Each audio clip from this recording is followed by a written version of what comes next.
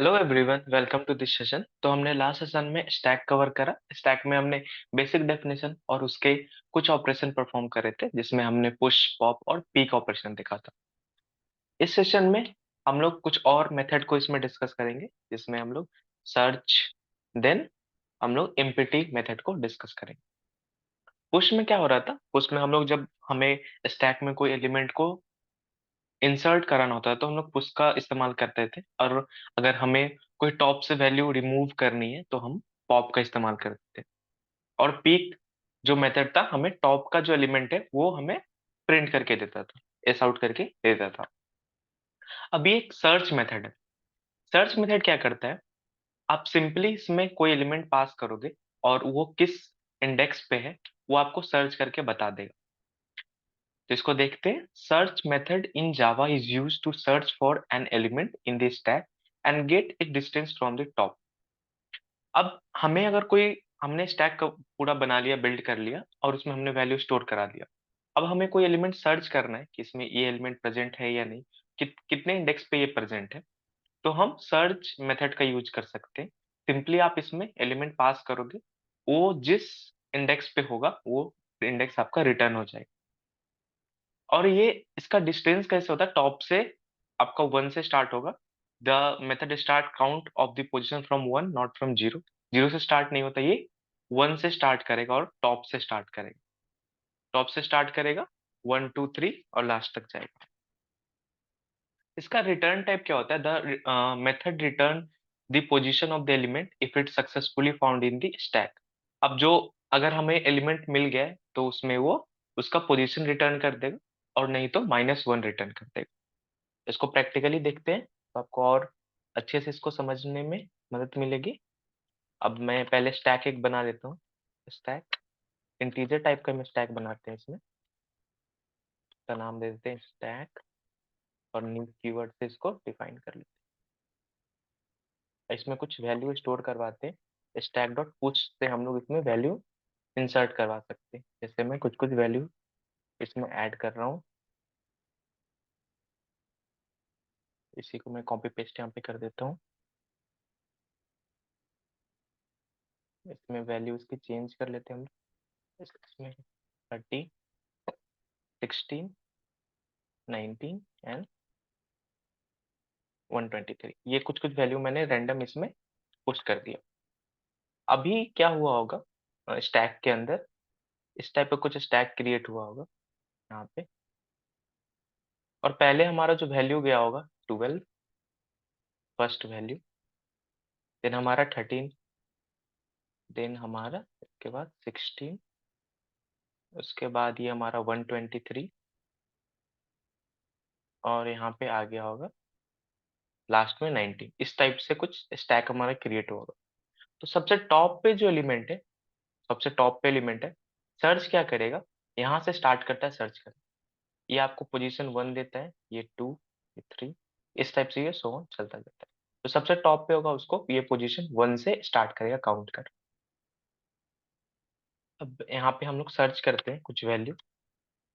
इस आउट में करता हूँ, और इसमें मैं स्टैक डॉट सर्च, सर्च में देखो। अब सर्च में हम कुछ एलिमेंट पास करते हैं, जिसका इंटीजर टाइप है तो हम इंटीजर वैल्यू से पास करेंगे। जैसे मैं 16 पास कर। अब ये 16 कितने पोजीशन पे? 1 2 थर्ड पोजीशन पे। तो हमारा ये जो रिटर्न क्या होगा, ये 3 रिटर्न कर जाएगा यहाँ से। इसको मैं अगर प्रिंट करता हूँ तो यहाँ पे रिटर्न में आना चाहिए 3। यहाँ पे 3 प्रिंट होके आ रहा है। तो अगर आप 12 यहाँ पे लिखते, यहाँ पे अगर मैं 12 लिखता, मैं इसको प्रिंट करता, तो यहाँ पे 12 कितने पोजीशन पे है? 5th पोजीशन पे है, जो सबसे लास्ट पोजीशन है इसका, 5th पोजीशन। और सबसे टॉप पोजीशन क्या है? 19। तो अगर मैं 19 यहाँ पे लिखूँ तो ये आपको 1 रिटर्न करके दे। यहाँ पे 19 लिखो, तब इसको रन करो तो यहाँ पे आपको 1 प्रिंट होके आता है। यहाँ पे 1 प्रिंट होके आ गया। अगर कोई वैल्यू नहीं है, जैसे कि 12 13 16 123 और 19 के अलावा मैं कुछ वैल्यू पास करूँ, सिंपली ये -1 रिटर्न करेगा। सपोज मैं 69 यहाँ पे लिख रहा हूँ। अब मैं इसको रन करता हूँ, तो ये -1 रिटर्न करेगा। अगर हमारे वैल्यू उसमें हमारे स्टैक में अवेलेबल नहीं है, तो ये -1 रिटर्न कर। अब नेक्स्ट हमारा है एम्प्टी मेथड इन स्टैक। इसको मैं क्लियर कर लेता हूँ।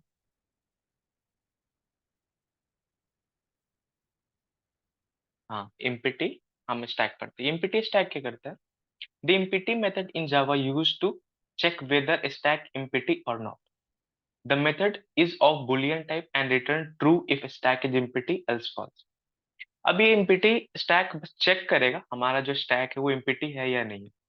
अगर है तो वो ट्रू रिटर्न करेगा, वरना ये फॉल्स रिटर्न कर देगा। इसका रिटर्न टाइप बुलियन होता है। इसको भी देख लेते हैं हम लोग अपने इंटेलिजे पे।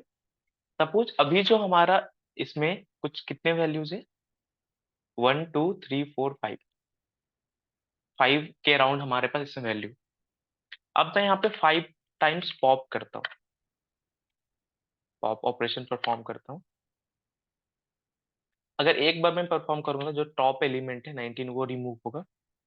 तो इसमें 5 टाइम्स इसको परफॉर्म करता हूँ। अभी हमारा जो स्टैक है वो इम्पिटी हो गया होगा। अब मैं यहाँ पे एक कंडीशन लिख के चेक करते हैं। को पता है इफ में हम लोग बुलियन वैल्यू यहाँ पे पास कर सकते हैं। तो यहाँ पे मैं चेक करता हूँ स्टैक डॉट इम्पिटी, ये ट्रू या फॉल्स रिटर्न करेगा। अगर इम्पिटी होगा तो ट्रू, वरना ये फॉल्स रिटर्न करेगा। तो यहाँ पे मैं देता हूँ स्टैक इज इम्पिटी।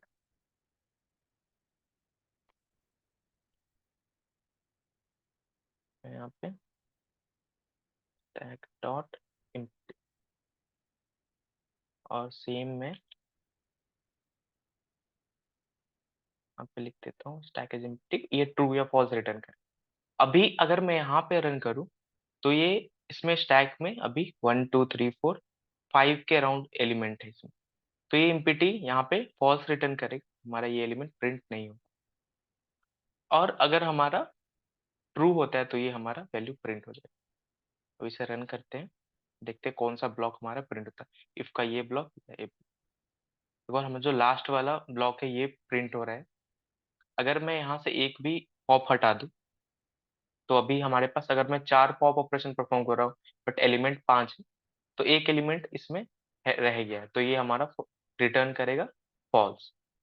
और यहाँ पे इफ कंडीशन ही हटाता हूँ मैं, ऐसे ही देखते हैं इसको। अगर मैं यहाँ पे प्रिंट करूँ, देखो यहाँ पे फॉल्स आ रहा है और यहाँ भी फॉल्स आ रहा है। अगर मैं फिर से यहाँ पे स्टैक डॉट पॉप लगाऊं, अब यहाँ पे क्या होगा, ये जो वैल्यू ये तो फॉल्स रिटर्न करेगा, और ये वैल्यू नीचे वाला जो हमारा ब्लॉक था वो ट्रू रिटर्न कर देगा हमारा।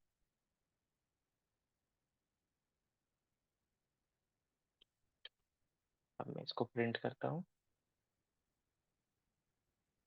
ऊपर फॉल्स और नीचे प्रिंट। जब मैंने सारा स्टैक को खाली कर दिया तो ये ट्रू।